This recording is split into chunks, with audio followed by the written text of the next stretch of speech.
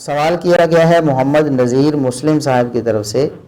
کہ شیخ صاحب کیا ایسا صحیح حدیث میں ہے کہ رات کو دیر سے سونا باعث تنگی رزق ہوتا ہے؟ انہوں نے سوال یہ کیا ہے کہ بعض لوگ کہتے ہیں کہ رات کو دیر سے سونے سے رزق میں تنگی پیدا ہو جاتی ہے، یعنی بے برکتی ہو جاتی ہے، کیا ایسا کسی حدیث میں آیا ہے؟ دیکھیے نبی کریم صلی اللہ علیہ وسلم کی یہ تعلیم تو موجود ہے صحیح بخاری وغیرہ میں کہ وَكَانَ يَكْرَهُ النَّوْمَ قَبْلَهَا وَالْحَدِيثَ بَعْدَهَا۔ نبی کریم صلی اللہ علیہ وسلم نماز عشاء سے پہلے سونا اور نماز عشاء کے بعد دنیاوی باتوں میں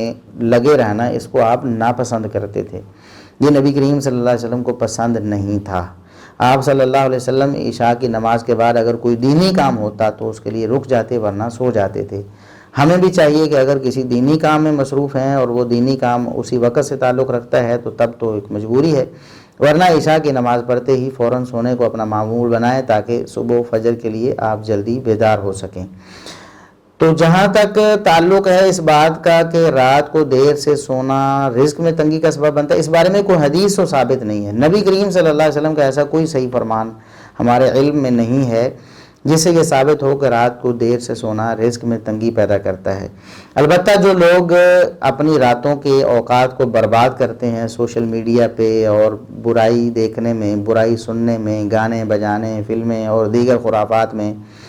یا پھر کامیڈی وغیرہ کے پروگرامز جو ہوتے ہیں ٹیلی ویژن چینلز وغیرہ پہ جو لگتے ہیں، ان کو دیکھنے میں جو لوگ اپنا وقت برباد کرتے ہیں، یقیناً اللہ کے ہاں وہ مجرم بھی ہیں، اور جب اللہ کے ہاں بندہ مجرم بنتا ہے تو نحوست اس میں آتی ہے، بے برکتی آتی ہے اس کے جسم میں، اس کی روح میں، اور جسم اور روح سے جو وہ کام کرتا ہے یقیناً اس میں بھی آئے گی۔ ایک شخص رات کو نیند ہی پوری نہیں کرتا، ساری رات ان خرافات میں لگا رہتا ہے، صبح وہ اپنے کام پہ جاتا ہے تو ظاہر ہے اس کے کام میں کتنی کوئی برکت ہوگی،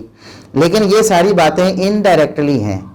انڈائریکٹلی یہ باتیں ہیں، ڈائریکٹ ایسی کوئی حدیث نہیں ہے کہ جس کو ہم یہ کہہ سکیں نبی کریم صلی اللہ علیہ وسلم نے ایسا فرمایا ہے